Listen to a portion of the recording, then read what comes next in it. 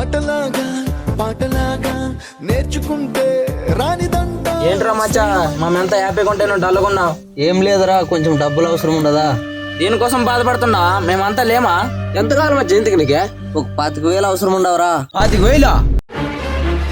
నా మీద 150 అనుకుంటే నువ్వేం 25,000 అడుగుతావా? గతి లేక గంజి దాతుంటే లంచ్ వచ్చి లసి అడిగిందంట. అట్లున్నది కథ.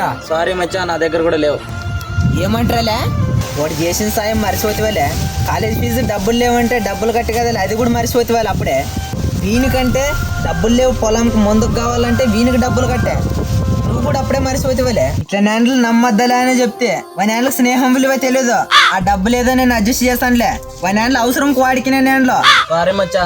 సారీ మచ్చా, ఆ డబ్బు లేదా మేము సరి చేస్తాంలా మచ్చా.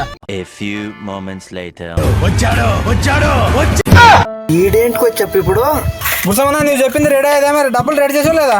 డబ్బులు అయితే సరి చేసామా. గుర్సమన్నా నువ్వు డబ్బులు ఇచ్చాడనా? అన్న డబ్బులు ఏం సరిపోయి మరి నేను పోయేస్తానా? అవ్వనా డబ్బులు ఏమిటికనా?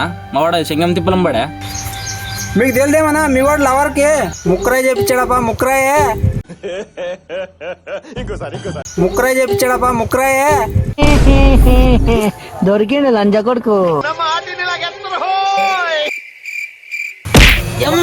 మాకు తెలియదు, చిన్నప్పటి నుంచి ఆయన తిరిగామే. అరే వద్దురా. దోస్తులు నమ్మకూడదు. ఈ కొడుకు ఎంత మోసం చేసిరా. ప్రతి ఒక్క గ్రూప్ లో ఇలాంటి ఫ్రెండ్ ఖచ్చితంగా ఉంటాడు. ఇలాంటి బుక్ చేసే ఫ్రెండ్ కి షేర్ చేయండి.